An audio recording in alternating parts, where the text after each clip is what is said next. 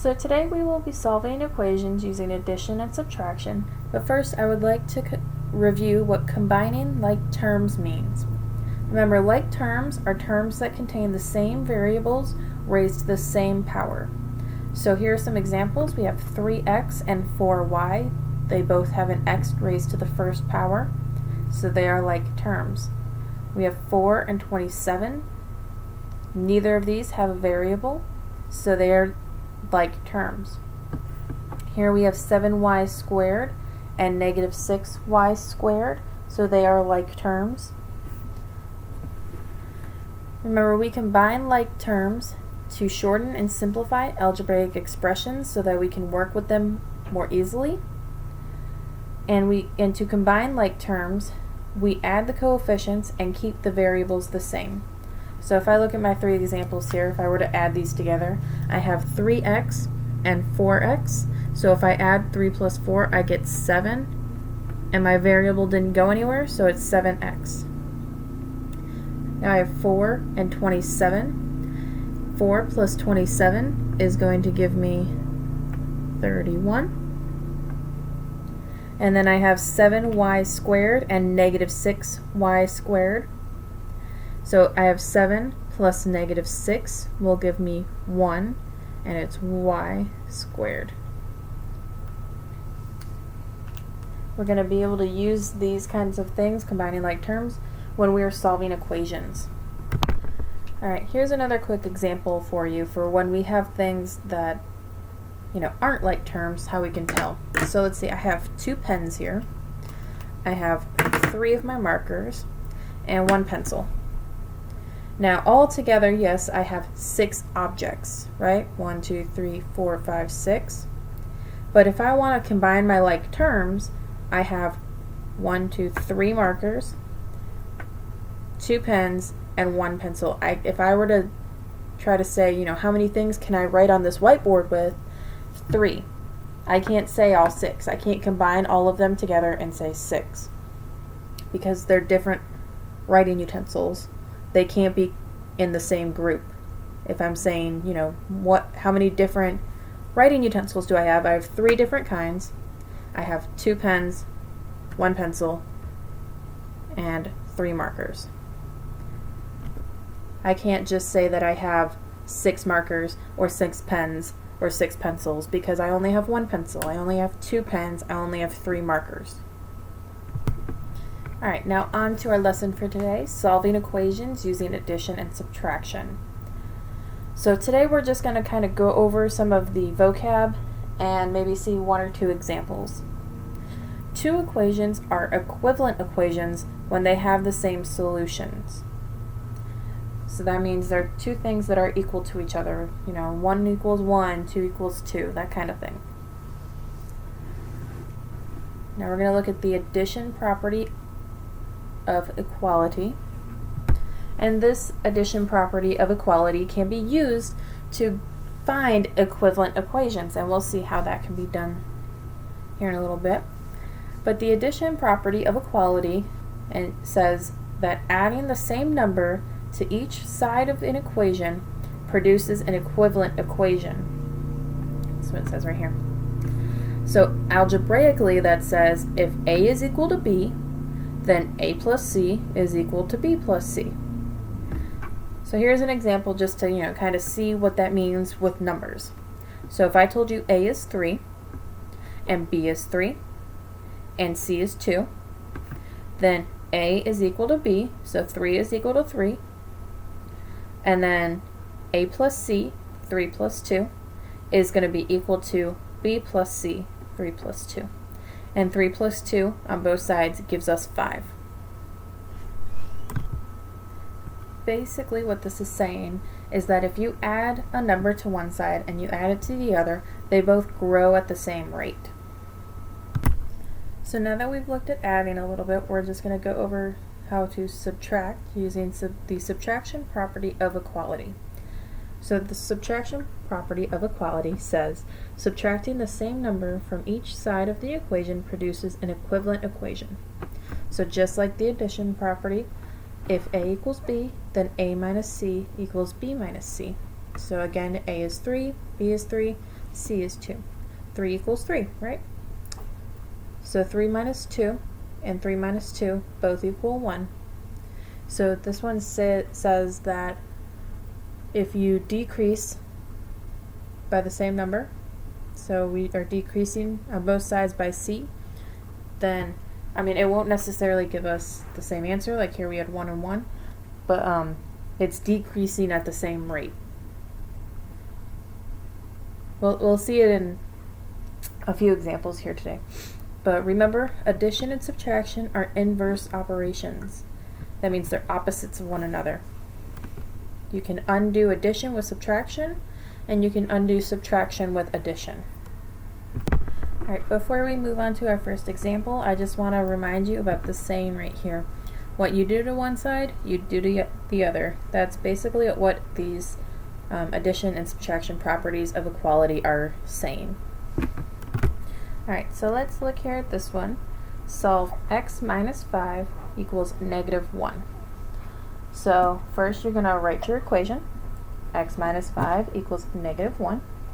Then we're going to use the addition property of equality to undo the subtraction, because we want x to be alone on one side, and since we're subtracting 5, we do the opposite of subtraction, which is addition.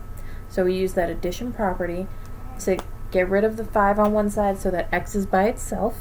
So to do that, we just, let me write this, x minus 5, we're going to do plus 5. What you do to one side, you're going to do it to the other. So we're going to add 5 to both sides. Then when I say simplify here, all I mean is do the math. X minus 5, you're adding 5. So it becomes x minus 5 plus 5. And then you're doing equals negative 1 plus 5. And so now when we simplify, we get our answer. So we have minus 5 and plus 5. That gives us 0. So it's going to be x by itself. So this gave us 0. Negative 1 plus 5 gives me 4. So x is equal to 4. You're done. That's your answer. Now we're going to check our work. You don't have to do this every time, but I figure, you know, it's better to check it and be positive that we got the right answer than to be unsure of ourselves. How you're going to check it is x is equal to 4. That was our answer. So we're going to replace 4, or we're going to replace x with 4 in our initial equation. So that's the equation that I gave you at the top. I just rewrote it down here. And we're going to replace x with 4, and then keep writing the equation that we had.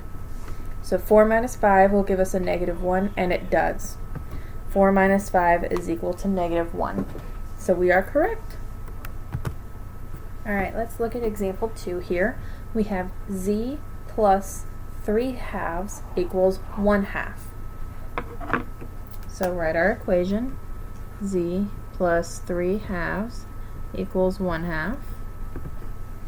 Now we're going to use the subtraction property of equality to undo the addition here. Forgot to change that.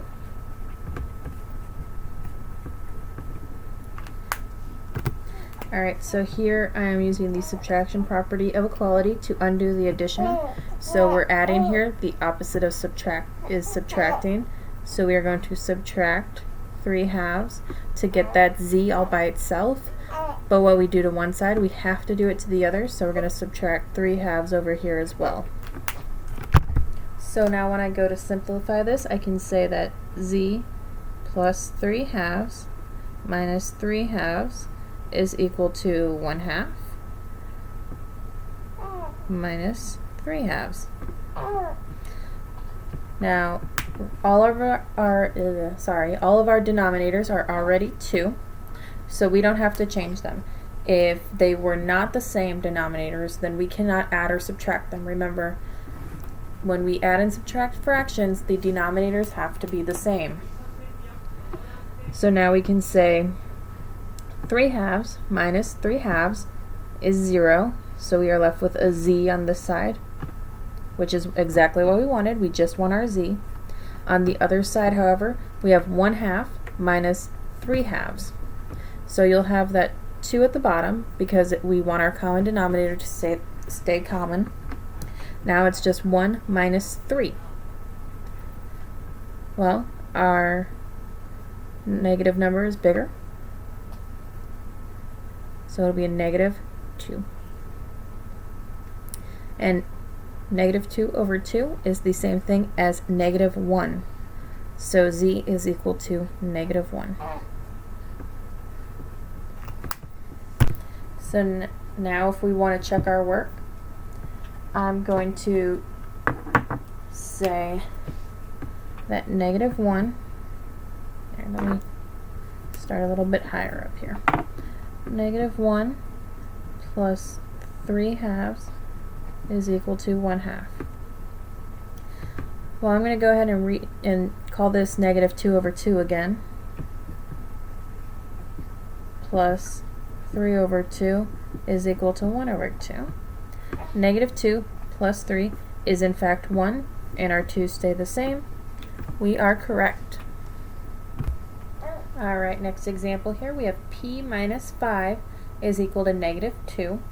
We're going to use the property of addition to undo the subtraction, because in order to get rid of the subtraction here, we have to add. So that means we're going to use the addition property to get rid of that subtraction. So since it's -5, we're going to go ahead and add 5 to both sides, because what you do to one side, you do to the other. And getting rid of the 5 will get our p by itself, and that way we find out what p is equal to, which is exactly what we want to do since we are solving these equations.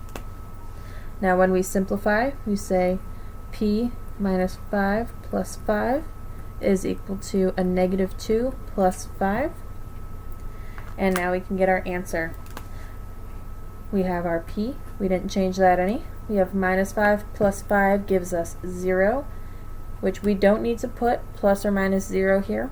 It's understood that, if we don't have anything, we don't need to write it. And p is equal to -2 plus 5, which is going to give us 3. Now if you want to check your answer here, we can do that real quick. Since p is equal to 3, we will have 3 minus 5 is equal to -2, which is true. Alright, here's our next one. We have w plus 13.2 equals 10.4. We are adding here, so we're going to use the subtraction property of equality to undo the addition. That was Jason sneezing, if you heard that. Bless you, Jason. Alright, so since we are using the subtraction property of equality to undo the addition, we're going to subtract here 13.2, subtract here 13.2. Now we can go ahead to the simplify. We have w plus 13.2 minus 13.2 is equal to 10.4 minus 13.2. Now here, 13.2 minus 13.2 gives us that 0. And we just are left with w on this side of the equation. Now 10.4 minus 13.2, I pulled out my calculator and got -2.8. Since y'all are at home, I don't care if you're using your calculators. Now if you want to go ahead and plug it back in to see if we got it correct, make sure our calculator is working right. W was -2.8 plus 13.8 should be 10.4. And when you check it, let's see, I'm going to pull this out, try to show you. Let me turn the light on here. Okay, we have -2.8 plus 13.8 is equal to,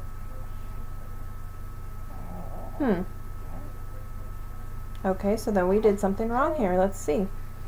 We had 10.4 minus 13.2 gave us a negative 2.8.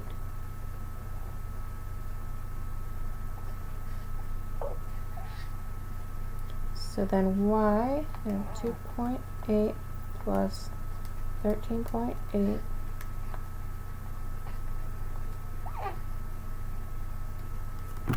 I see what I did. This should be a 2.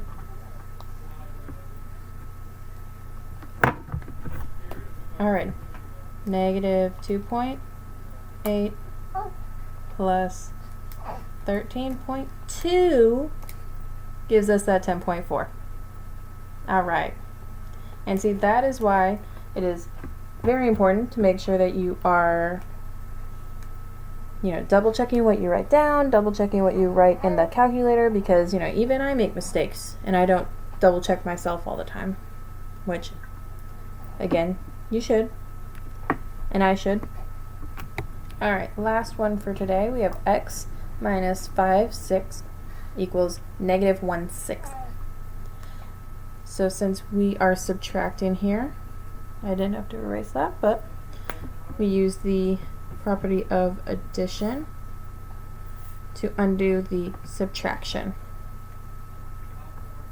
So now we are going to add 5/6 over here and add 5/6 over here. 5/6.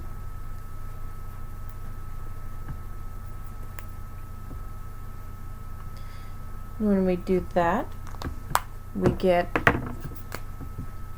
x minus 5/6 plus 5/6 is equal to a negative 1/6 plus 5/6. And so we know that this right here, we have minus 5/6 and a positive 5/6, and that becomes 0. So we are left with x.